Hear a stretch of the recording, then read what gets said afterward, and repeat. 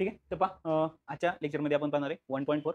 याच्या आधी आपण 1.1, 1.2, 1.3 कव्हर केलेला आहे, विथ कन्सेप्ट क्लिअर केलेला आहे. आता आपण काय पाहणार आहे 1.4. 1.4 हा एक्सरसाइज जो आहे तो कशावर डिपेंड आहे? दोन सिमिलर ट्रायंगलचा एरियाचा रेशो. फर्स्ट एक्सरसाइज मध्ये पाहिलं होतं आपण, दोन ट्रायंगल काय असतात? दोन ट्रायंगलचा एरियाचा रेशो. आणि इथं जे दोन ट्रायंगल पाहणार आहे ते दोन ट्रायंगल सरळ सरळ दोन ट्रायंगल नाही, तिथं काय आहेत? ते दोन ट्रायंगल काय आहेत? सिमिलर आहेत.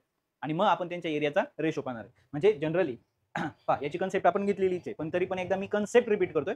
या ठिकाणी आपण काय करतोय? कन्सेप्ट रिपीट करतोय. कन्सेप्ट काय सांगतेय? फर्स्ट एक्सरसाइज आणि ह्या एक्सरसाइज मध्ये नक्की डिफरन्स काय? दोन पार्ट मध्ये पाहतोय आपण. फर्स्ट एक्सरसाइज 1.1 इथं म्हणूया आपण, आणि इथं काय 1.4. आता ह्या दोघांमध्ये मेजर डिफरन्स काय? मेजर डिफरन्स असा आहे का इथे एक ट्रायंगल दिलाय आणि अजून एक ट्रायंगल दिलाय. इथं जर तुम्हाला विचारलं का ह्या दोन ट्रायंगलचा एरियाचा रेशो काय? ओके, ए बी सी, आणि इथं काय P Q R.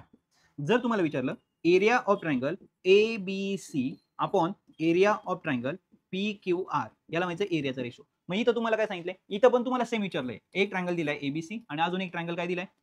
P Q R. मग इथं पण समजा मी लिहिलं A B C P Q R. Okay, मग इथं इथं पण same area of triangle A B C upon area of triangle काय लिहिणार इथं? P Q R. ओके, आता दोघांमध्ये नक्की काय फरक आहे? इथं पण एरियाचा रेशो विचारलाय, तिथं पण एरियाचा रेशो विचारलाय, पण इथं जो एरिया ट्रायंगल जे दिलेत हे रॅन्डम ट्रायंगल दिले. मग एरिया ट्रायंगलचा एरियाचा फॉर्म्युला काय? 1/2 बेस इंटू हाईट. हा बेसिक काय ट्रायंगलचा एरियाचा ट्रायंगलच्या एरियाचा काय फॉर्म्युला आहे. मग आता इथं जर पाहिलं तर आपण काय लिहिणार आहे? 1/2 ला 1/2 आपण लिहित नाही, मग आपण लिहितो काय? फक्त बेस. ओके, बीसी इंटू काय लिहिणार? याची हाईट समजा आपण इथं घेतली एडी, एडी. ओके, आणि इथं काय घेणार आहे आपण? क्यू आर इंटू समजा पीएस ही घेतली. म्हणजे दोन ट्रायंगलचा एरियाचा रेशो हा कशाच्या प्रोपोर्शन मध्ये असतो? Base into height, base into height. समजा चुकून इथं जर दोघांचे बेस सेम असतील, याचा बेसची व्हॅल्यू जर 5 आहे आणि याची पण बेसची व्हॅल्यू 5 आहे, फॉर एक्झाम्पल कॉमन आहे किंवा इक्वल आहे, तर इथं फक्त आपण काय लिहिणार? इथं फक्त काय लिहिणार? आपण हाईट लिहिणार. हाईट काय लिहिणार आहे? AD upon PS. हे कधी पॉसिबल आहे? जेव्हा बेस काय असणार आहे? बेस काय असणार आहे? इक्वल असणार आहे. पण जर हाईट इक्वल असेल तर आपण काय लिहिणार? फक्त बेसच्या प्रोपोर्शन मध्ये, म्हणजे बीसी आपण काय लिहिणार आहे? Q R. म्हणजे इथं काय लिहिणार आहे? इक्वल काय असणार आहे? इक्वल काय असणार आहे? हाईट. लक्षात आलं? म्हणजे दोन ट्रायंगलचा एरियाचा रेशो एकतर बेस इंटू हाईट असतो, नाहीतर बेस इक्वल असेल तर हाईटच्या प्रोपोर्शन मध्ये, हाईट इक्वल असेल तर बेसच्या प्रोपोर्शन मध्ये, आणि दोन इक्वल असेल तर काय लिहितो आपण? 1 लिहितो. काय लिहितो आपण? 1. इथं जर 1.4 मध्ये, आता हे झालं 1.1 चं, पण 1.4 मध्ये जर पाहिलं तर तुम्ही दोन ट्रायंगल इथं तुम्हाला काय दिलेले आहेत? सिमिलर दिलेत. पहिल्या एक्सरसाइज मध्ये तुम्हाला दोन ट्रायंगल सिमिलर दिलेले नाहीयेत, इथं सिमिलर आहेत. आणि जर दोन ट्रायंगल सिमिलर असतील तर त्यांच्या एरियाचा रेशो काढायचा असेल तर तो साइडच्या स्क्वेअरच्या प्रोपोर्शन मध्ये असतो. याचा अर्थ काय होतो? एबीचा जर मी एकाची साइड घेतली एबीचा स्क्वेअर, तर याची काय येणार आहे? पीक्यूचा स्क्वेअर. तुम्हाला वाटलं हे घ्या, तुम्हाला वाटलं नाही सर मला काय घ्यायचंय? बीसीचा स्क्वेअर, तर इकडे काय लिहावं लागेल तुम्हाला? क्यूआरचा स्क्वेअर. नाही म्हणले तुम्ही सर मला एसी इकडे घ्यायचंय, तर एसीचा स्क्वेअर इकडे काय घ्यावं लागणार तुम्हाला? पीआरचा स्क्वेअर. म्हणजे पलीकडे काय दिले? दोन ट्रायंगल काय दिले तुम्हाला? सिमिलर दिले, आणि पहिल्या एक्सरसाइज मध्ये सिमिलर नाहीये. म्हणजे ही प्रॉपर्टी कधी वापरायची, ही प्रॉपर्टी कधी वापरायची हे नीट लक्षात ठेवा. कारण क्वेश्चन एरियाचा काय? दोन्ही ठिकाणी एरियाचा काय? रेशोचे. आलं लक्षात? ट्रायंगलच्या एरियाचा रेशो बेस इंटू हाईट, साइडच्या स्क्वेअरच्या प्रोपोर्शन मध्ये. हे नीट समजून घ्या. ओके, आपण एक्सरसाइजला सुरुवात करतो. एक्सरसाइज मध्ये जर पाहिलं तर काय दिले बा? In triangle ABC. आता एबीसी आणि पीक्यूआर हे दोन ट्रायंगल काय दिले तुम्हाला? त्यांनी सिमिलर दिले. आता जर हे दोन ट्रायंगल सिमिलर दिलेत, एबी हॅज पीक्यू काय दिले? 2 हॅज 3, देन फिल ब्लँक. आता आपल्याला रिकाम्या जागा भरायच्यात फक्त. इथं जर पाहिलं, जर मी याची एबी साइड घेतली तर याची मला कोणती घ्यावी लागणार आहे? पीक्यू. झालं उत्तर. ओके, आता एबी हॅज पीक्यू किती दिले? एबी किती दिले? 2. इथं किती दिले? 3. 2चा 4/9 झालं. इतकं हार्ड लेवलचे क्वेश्चन तुम्हाला विचारलेले. आता हा जर क्वेश्चन पाहिला तर क्वेश्चन नंबर कोणता आहे? सेकंड आहे. ओके, फर्स्ट येईल पुढे घेऊया आपण. इथं कन्सेप्ट क्लिअर होण्यासाठी आधी हे क्वेश्चन उचललेले आहेत. आले लक्षात? ठीक आहे. आता इथं जर पाहिलं तर परत एबीसी सिमिलर कोण आहे? पीक्यूआर. मग आता इथं मला सरळ सरळ एबीसी ला खाली कोणतं लिहायचं triangle? PQR. What a hard question. Okay, त्यानंतर इथं काय दिलंय? 80 आपण काय दिलंय? 125. कशाने डिवाइड होईल? 5 ने. 5 ने डिवाइड होईल. ओके, मग आता इथं जर तुम्ही नीट पाहिलं तर हा किती दिलाय? एरिया किती दिलाय? 125. ओके, पण आता गंमत पहा, इथं तुम्हाला ह्या जागा रिकाम्या भरायच्यात. मग सरळ सरळ तुम्हाला 80 आणि 25 लिहिता येईल का? नाही. मग हे तुम्हाला बाजूला रफ सॉल्व्ह करावं लागेल. काय? एरियाचा रेशो ट्रायंगल कोणता आहे? एबीसी अपॉन ट्रायंगल कोणता आहे? PQR. Okay, triangle triangle area, ह्या दोन्हींचा काय घेतलं आपण? Area area. एरियाचा रेशो हे दोन ट्रायंगल सिमिलर असताना कसा असतो? साइडच्या स्क्वेअरच्या प्रोपोर्शन मध्ये. म्हणजे साइडच्या स्क्वेअरच्या प्रोपोर्शन मध्ये, म्हणजे याची साइड कोणती येणार आहे? याची साईड कोणती घेतली मी ए बी घेतली तर मला याची कोणती घ्यायची पी क्यू घ्यायची. ओके सॉल्व्ह नाही करायचं आपण फक्त आपल्याला रफ जागा भरायचं.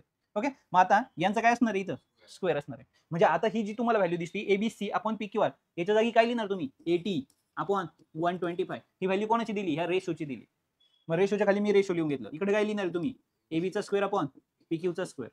मग आता इथं दोन कॉमन डिवायझर कोण आहे 5 5 नी जर मी डिवाइड केलं तर काय होणार आहे 5 1 जा 5 किती राहिले 3 5 6 जा 30 इथं आले 5 2 जा 10 राहिले 2 25 झाले म्हणजे 5 5 जा 25 इज इक्वल टू काय ए बी चा स्क्वेअर पी क्यू चा स्क्वेअर.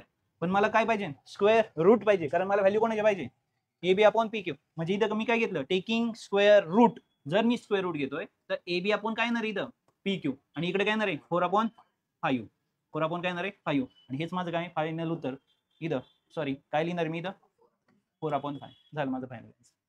ही स्टेप आहे ही मेथड आहे सॉल्व्ह करायची. आले लक्षात समजले हे रफ वर्क आहे तुमचं. त्यानंतर आलो आपण क्वेश्चन नंबर 4.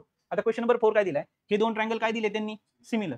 त्यानंतर ही गिवन इन्फॉर्मेशन आहे आणि तुम्हाला काय काढायला सांगितलंय क्यूआर काढायला सांगितलं सॉरी क्यूआर 20 दिलाय आणि तुम्हाला काय सांगितलंय एम एन काढायला सांगितलंय.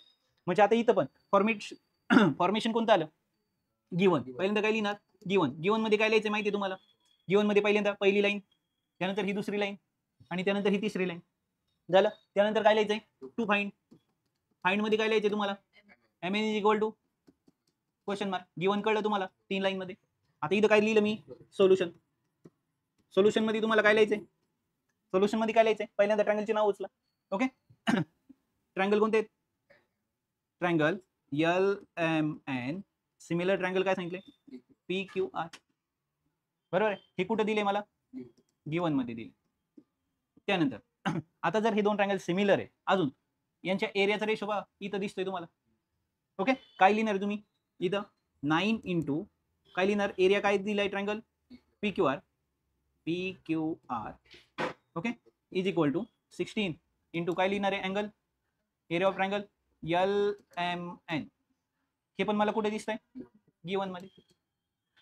त्यामुळे इथं मला परमिशन मिळाली काय जर मी area of triangle P Q R जर मी इकडे लिहिला बरोबर आहे किंवा पी क्यू आरला जर मी तिकडे ट्रान्सफर केलं आपण एलिमेंट वरती ठेवलंय ना एलिमेंट कुठे ठेवलंय आपण वर तर आपण इथं पण एलिमेंटला काय करू वरतीच ठेवू. मग त्यासाठी आपल्याला काय चेंज करावं लागेल चेंज काहीच नाही करावं लागणार फक्त 9 इकडे आणि हे 16 इकडे बोलवलं. इकडे कोण आहे area of triangle P Q R upon sorry तिकडे कोण आहे तिकडे पी क्यू आर नाही area of triangle L M N upon हा पी क्यू आर तिकडे जाणार ट्रायंगल काय पी क्यू आर. ओके म्हणजे एरियाचा रेशो काय दिलाय 9/16.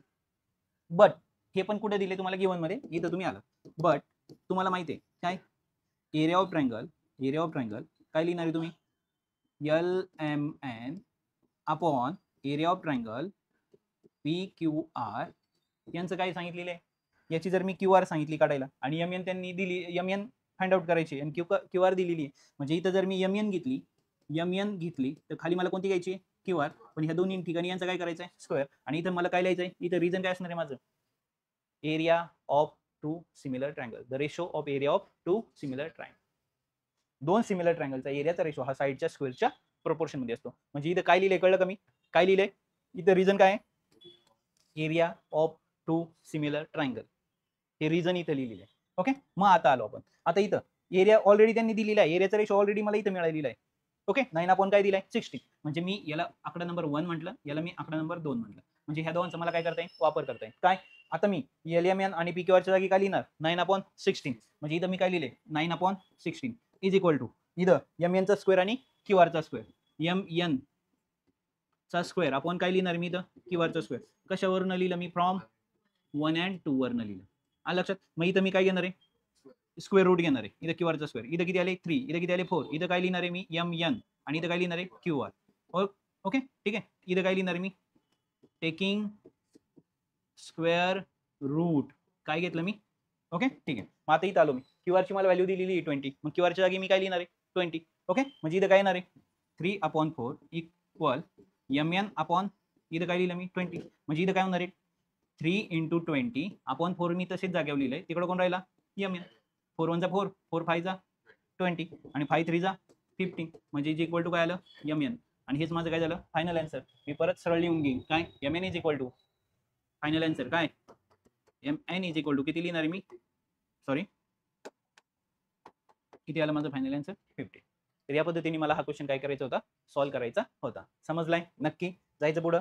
आता क्वेश्चन नंबर 5 काय सांगितलंय बघा. Question number 5 areas of two similar triangle are okay 225 square centimetre and 80 दुसऱ्याचं काय 81 square centimetre. If the side of the smaller triangle जो छोटावाला ट्रायंगल आहे त्याची साईड काय 12 आहे तर corresponding side of bigger triangle तर बिगर ट्रायंगलची साईड काढा. सेम आताचाच क्वेश्चन दिलाय सेम. काय सांगितलं तुम्हाला पहा काय दिलाय आधी काय दिलाय एरियाचा काय दिला रेशो दिला आणि दुसऱ्यापैकी एकाची बाजू दिली फक्त 20 आणि दुसऱ्याची काढायची. म्हणजे आता आपण काय करणार आहे या क्वेश्चन मध्ये ट्रायंगलला नावं दिलीत का नाही तुम्ही लेट बी करू शकता. Okay let the bigger triangle B ABC and smaller triangle P Q R. मग बिगर ट्रायंगलचा एरिया किती आहे 225 स्मॉलरचा किती आहे 81. अंडरस्टँड समजलंय नक्की डन. मग आता दुसरी मेथड कोणती let the area of let the areas of bigger area of areas big हा असं लिहू चला. Let the areas of bigger triangle bigger सांगितले ना त्यांनी स्मॉलर ना बिगर ट्रायंगल अँड काय smaller triangle be A1 and A2 are respectively. Okay काय लिहिलं ते दोन ट्रायंगलचा एरियाचा रेशो आपण काय म्हणू A1 and A2 and it's corresponding side म्हणजे त्याच्या संगत बाजू संगत म्हणजे एरिया पहिला कोणता घेतला आपण बिगर ना मग त्याची बाजू आणि दुसरा कोणता आहे स्मॉलर म्हणजे इथं काय लिहिणार अँड देअर करस्पॉन्डिंग साइड. परत असं म्हटलं तरी चालेल काय let the corresponding let the corresponding sides of कोणता bigger triangle and smaller triangle B S1 and S2. These triangle are काय similar. These two triangle are similar. These two triangles are काय लिहिणार इथं तुम्ही सिमिलर. हे कुठं दिलंय तुम्हाला गिवन. जर हे दोन ट्रायंगल सिमिलर आहेत तर त्यांच्या एरियाचा रेशो A1/A2 हा काय येणार आहे S1/S2 ब्रॅकेटचा काय स्क्वेअर. ओके म्हणजे इथं काय लिहिणार आहे एरिया ऑफ टू काय लिहिणार सिमिलर ट्रायंगल. मग आता A1/A2 च्या जागी काय लिहिणार तुम्ही 225/81. ओके 225/81 इज इक्वल टू काय लिहिणार आहे S1 चा स्क्वेअर आणि S2 चा स्क्वेअर. ओके मग इथं काय झालं बाय टेकिंग स्क्वेअर रूट 25 कोणाचा आहे 15 आणि याचं काय 9. S1 पहिल्याची साईड एकाची साईड दिली स्मॉलर आणि बिगर पैकी कोणाची साईड दिलेली आहे आपल्याला साईड ऑफ स्मॉलर ट्रायंगलची साईड किती आहे 12 आणि स्मॉलर ट्रायंगल आपला काय 2 नंबरला आहे म्हणजे कोण आहे S2 आहे ना. ओके म्हणजे इथं काय लिहिणार तुम्ही 12 आणि S1 तसंच. ओके मग आता इथं काय आलं म्हटलं इथं एक स्टेप वाढवू आपण. इथं कोणाला S1 सॉरी आणि इथं कोणाला S2 मग इथं काय आले 15/9 is equal to S1/12. Okay इथं आलो आपण. मग आता इथं काय होणार आहे क्रॉस 15 × 12 आपण खाली काय 9 इज इक्वल टू कोण आहे S1 म्हणजे इथं काय झालं 3 3 जा 9 3 4 जा 3 3 जा 1 3 5 जा 5 4 जा 20 म्हणजे 20 इज इक्वल टू काय लिहिलं तुम्ही S1 म्हणजे S1 इज इक्वल टू काय लिहिणार आहे 20 म्हणजे इथं काय लिहिणार आहे द साइड ऑफ काय बिगर ट्रायंगल इज 20. बिगर ट्रायंगलची साइड किती आहे 20 आहे. आले लक्षात समजलंय नक्की क्वेश्चन कसा सॉल्व्ह करायचा होता. त्यानंतर आलो आपण नेक्स्ट क्वेश्चनला. काय दिलाय क्वेश्चन नंबर 6 हे दोन ट्रायंगल काय इक्विलॅटरल ट्रायंगल असल्यामुळे काय झाले ते इच अँगल काय आला त्यांचा 60 डिग्री आला. याचा पण 60 आणि त्याचा पण 60 म्हणजे दोन इक्विलॅटरल ट्रायंगल जर असतील हे दोनही जर इक्विलॅटरल ट्रायंगल असतील तर हे दोन ट्रायंगल काय असणार आहेत सिमिलर असणारच. कारण इक्विलॅटरल ट्रायंगल म्हणजे कोणता जर हा एक ट्रायंगल आहे आणि हा एक ट्रायंगल आहे याचा हा अँगल आणि इक्विलॅटरल ट्रायंगलचे तिन्ही अँगल किती डिग्रीचे असतात 60. याचे पण तिन्ही किती असणार 60. आपल्याला गरज किती फक्त दोघांची. आता याचे तिन्ही 60 आहेत आणि याचे तिन्ही 60 आहेत मग कोणता पण कोणाला दाखवा ना मग हे दोन ट्रायंगल काय असणार आहेत सिमिलर, म्हणजे तुम्ही डायरेक्ट म्हणू शकता triangle ABC similar triangle DF because these are equilateral triangle. दोन इक्विलॅटरल ट्रायंगल हे सिमिलर असतात म्हणजे असतात. लक्षात, म्हणजे सुरुवातीलाच काय म्हणले हे दोन ट्रायंगल काय आहेत सिमिलर, आणि जर हे दोन ट्रायंगल सिमिलर आहेत तर त्यांच्या एरियाचा रेशो काय येणार आहे साईडच्या स्क्वेअरच्या प्रपोर्शन मध्ये. म्हणजे एबीसी अपॉन डीएफ याच्या जागी काय लिहिणार आता तुम्ही 1/2. एकाची साईड किती दिली 4, तर दुसऱ्याची साईड काढता येईल तुम्हाला आता, बरोबर आहे. म्हणजे आता इथं काय लिहिणार आहे आपण सोल्युशन मध्ये काय लिहिणार, गिवन टू फाइंड आणि सोल्युशन कळलंय तुम्हाला. पहिल्यांदा काय लिहिणार तुम्ही, पहिल्यांदा काय लिहिणार आहे गिवन नंतर काय येणार आहे टू फाइंड. आता इथं काय आलं सोल्युशन. काय सोल्युशन मध्ये triangle ABC and triangle DEF are काय इक्विलॅटरल. देअरफॉर खाली triangle ABC similar triangle DEF झालं. हे दोन ट्रायंगल जर इक्विलॅटरल आहे ते काय ओके. म्हणजे इथं काय लिहिणार आहे property of equilateral triangle. Equilateral ट्रायंगलची प्रॉपर्टी सांगते काय हे काय. किंवा तुम्ही असंही म्हणू शकता इथं याचं रिझन काय बाय ए टेस्ट दाखवायची सुद्धा गरज नाही. काय झालंय हे काय इथं महत्वाचं काय हे इक्विलॅटरल म्हणजे त्यांचे सगळे अँगल काय असणार आहेत याचे आणि त्याचे 60-60 कोणते पण दोन इक्वल घ्या कारण दाखवायची पण गरज नाही. आता हे जर दोन ट्रायंगल सिमिलर आहे ए टेस्ट नाही तर साईड आर इन ते सॉरी त्यांचा एरियाचा रेशो हा कसा असणार आहे साईडच्या स्क्वेअरच्या प्रोपोर्शन मध्ये. म्हणजे इथं काय घेणार तुम्ही therefore area of triangle ABC upon area of triangle DEF sorry is equal to. आता याची साईड कोणती घेणार मी AB. जर मी याची AB घेतली तर याची कोणती घ्यायची मला DE. बघा DE फक्त मला साईड नाही घ्यायची आहे दोघांचा काय टाकायचं इथं स्क्वेअर कारण सिमिलर आहे. ओके मला इथं रिझन काय लिहायचं आता सांगा area of two similar triangle. जेव्हा मी हे लिहिणार आहे तेव्हा मी काय लिहिणार आहे area of two similar triangle. आता याचा रेशो किती दिलाय त्यांनी 1/2 त्यांनी सांगितलंय. Okay is equal to AB किती दिले 4. इथं काय झालं 4चा स्क्वेअर आणि इथं काय झालं DE स्क्वेअर. मग 4चा वर्ग किती झाला 16. म्हणजे इथं काय लिहिणार आहे 1/2 इज इक्वल टू किती आले 16 अपॉन DEचा स्क्वेअर. मला D ची व्हॅल्यू पाहिजे मी ही इकडे आली इकडे किती आले हे Dचा इकडे येऊन काय झाला स्क्वेअर झाला 1 नी मल्टिप्लाय केलं ना क्रॉस आणि इकडे किती आले 32. काय झालं कळलं याने याला मल्टिप्लाय केलं. मग मला D स्क्वेअरची व्हॅल्यू नको मला कोणाची पाहिजे DE ची पाहिजे. म्हणजे टेकिंग स्क्वेअर रूट म्हणजे इथं DE जर मी घेतलं तर इथं काय येणार आहे अंडर रूट किती येणार आहे 32. म्हणजे इथं मी रिझन काय लिहिणार आहे टेकिंग स्क्वेअर रूट. ओके मग आता इथं काय लिहिणार आहे DE इज इक्वल टू याची फोड केली आपण काय केलं 16 2 चा हे काय घेतले बाहेर आले 16 आतमध्ये काय राहिले 2. म्हणजे DE ची व्हॅल्यू किती आहे 4√2. आले लक्षात समजलंय नक्की जायचं पुढं आलो आपण इथं. आता इथं जर पाहिलं तर ही काय एक सॉरी काय आपण त्याला काय म्हणतो फिल इन द ब्लँक्स म्हणजे काय ऍक्टिव्हिटी. ओके आता इथं जर तुम्ही पाहिलं तर इन फिगर PQ पॅरलल काय DE PQ ला पॅरलल कोण आहे DE. आता PQF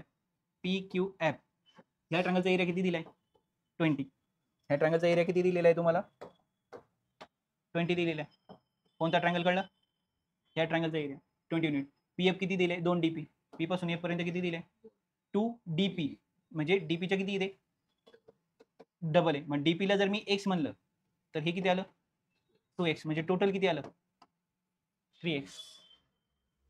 DP च्या दुप्पट मग DP ला जर मी x म्हणलं तर हे किती आलं 2x आणि टोटल जर पाहिलं तर हे x आणि हे 2x म्हणजे टोटल किती झालं 3x. Find the area of DPQE ह्या क्वाड्रिलॅटरलचा आपल्याला काय काढायचं आहे एरिया. म्हणजे या क्वाड्रिलॅटरलचा जर एरिया काढायचा असेल तर सिंपल लॉजिक आहे मोठ्या ट्रायंगल म्हणून छोट्या ट्रायंगलचा एरिया काय करा मायनस करा. ऑब्विसली तुम्हाला याचा एरिया मिळणार. आता छोट्याचा तर दिलेला आहे मग राहिला कोणाचा फक्त मोठ्याचा. मग मोठ्याचा एरिया कसा काढणार तर दोन ट्रायंगलचा एरियाचा रेशो कसा असतो साईडच्या स्क्वेअरच्या प्रपोर्शन मध्ये. मग आता याच्या कोणत्या साईड लिहिणार तुम्ही इथं पहा मग यांनी ते साईड काय करून दिल्यात सिमिलर करून दिल्यात. आधी इथं पहा DP ची व्हॅल्यू किती मानली त्यांनी x म्हणून PF किती आलं 2x. म्हणजे DP टोटल D पासून F पर्यंत किती आलं D पासून DP अधिक काय येणार आहे DP अधिक काय येणार आहे PF. ओके म्हणजे इथं किती आलं DP किती आहे x आणि PF किती आहे 2x म्हणजे टोटल किती आलं 3x. आता दुसरी गोष्ट अँगल FDE ला म्हणजे अँगल कळलं का कोणता आहे अँगल कळला कोणता आहे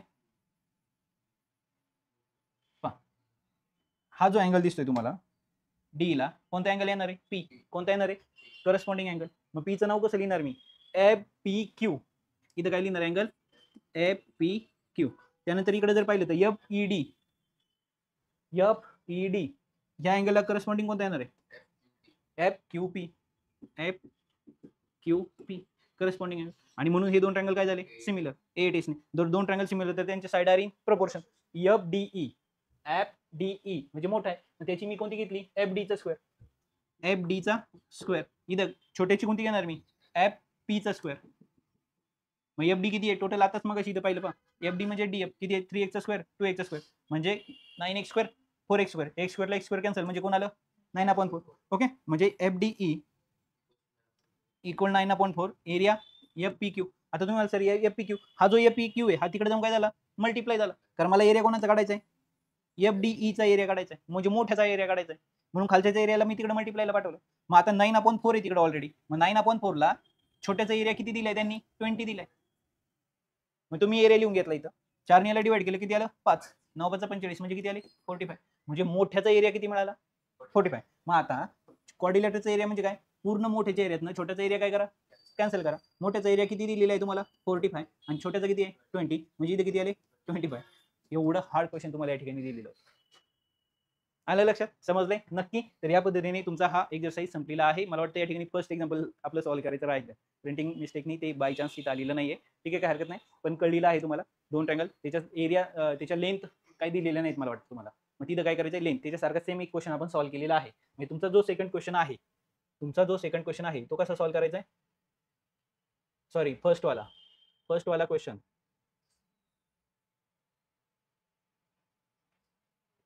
त्यासारखा एक दिलेला आहे इथं बघा, हा area of two similar triangle. Okay, आणि त्यांच्या साईड एक साईड दिली दुसरी काढायची. सेम या पॅटर्ननी तुम्हाला क्वेश्चन नंबर काय सॉल्व्ह करायचा आहे, फर्स्ट वाला सॉल्व्ह करायचा आहे. तर या ठिकाणी आपला 1.4 कंप्लीट झालेला आहे. 1.4 कशावर डिपेंड आहे, 1.4. ओके, 1.1 आणि 1.4 मध्ये काय डिफरन्स आहे कळलं, इथं फक्त ट्रँगल दिलेत आणि इथं दोन ट्रँगल ते काय दिलेत, सिमिलर दिलेत. हे नीट लक्षात ठेवा. ओके, तर या पद्धतीने आपला काही डाऊट असेल, हा संपला एक्सरसाइज, काही डाऊट असेल तर विचारा. ओके, आणि नसेल तर परत एकदा पाहून घ्या. थोडंसं स्पीडने शिकवले कारण कन्सेप्ट आणि हा सगळा पार्ट तुमचा झाला होता, माहिती होतं तुम्हाला. आले लक्षात, ठीक आहे. तर आता नेक्स्ट लेक्चरमध्ये आपण पायथागोरसला घेऊन भेटू. पुढचा टॉपिक असेल आपला पायथागोरस थेरम. ओके, ठीक आहे, बाय बाय.